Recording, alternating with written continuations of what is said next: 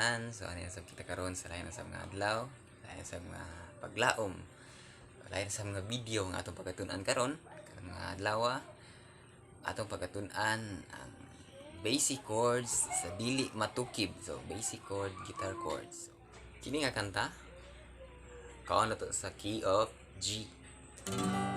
Key of G. So ang intro niya is E minor, C major, G, and then D. So ang strumming pattern sa iyang intro is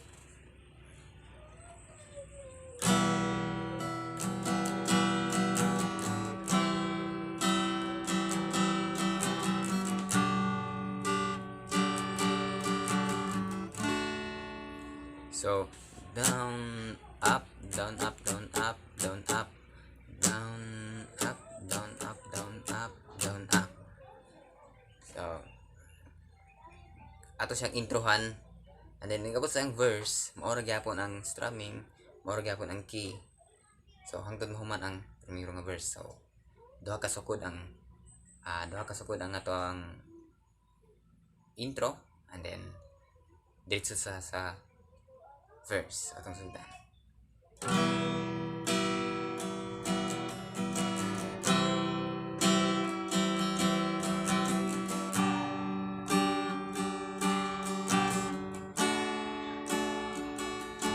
Paisa.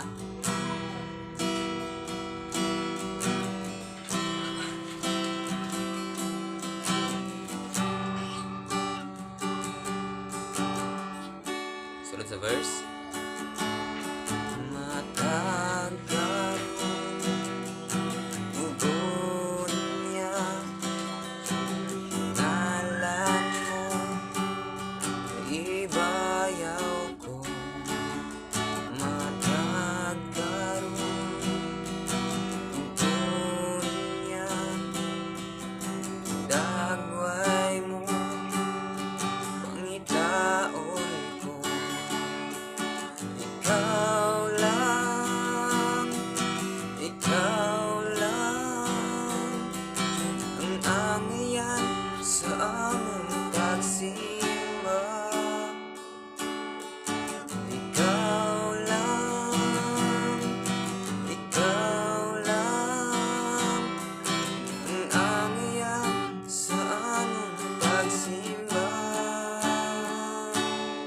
Then chorus.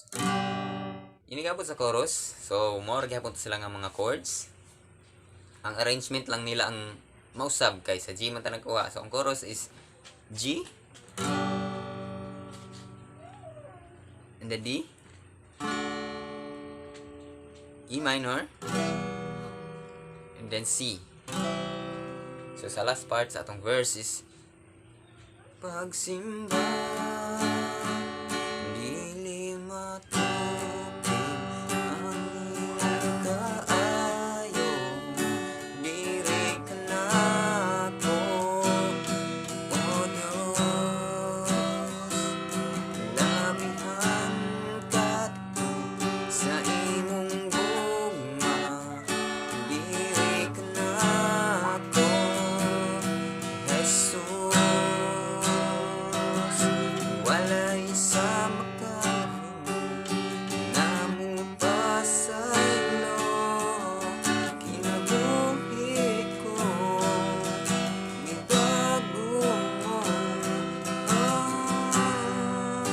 isa.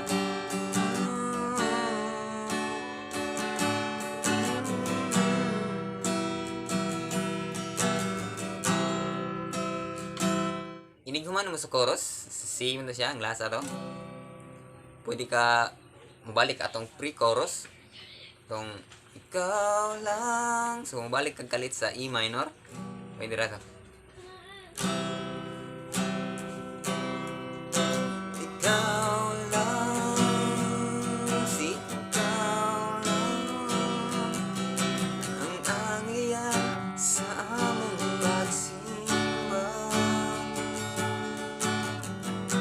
Pwede ka mabalik sa pre-chorus o pwede ka mabalik sa primero gid sa verse. Depende sa imo, mao ra to siya nga key gyapon. So anong hinaot ko nga doon na sab kamoy nakatunan sa atong video karon.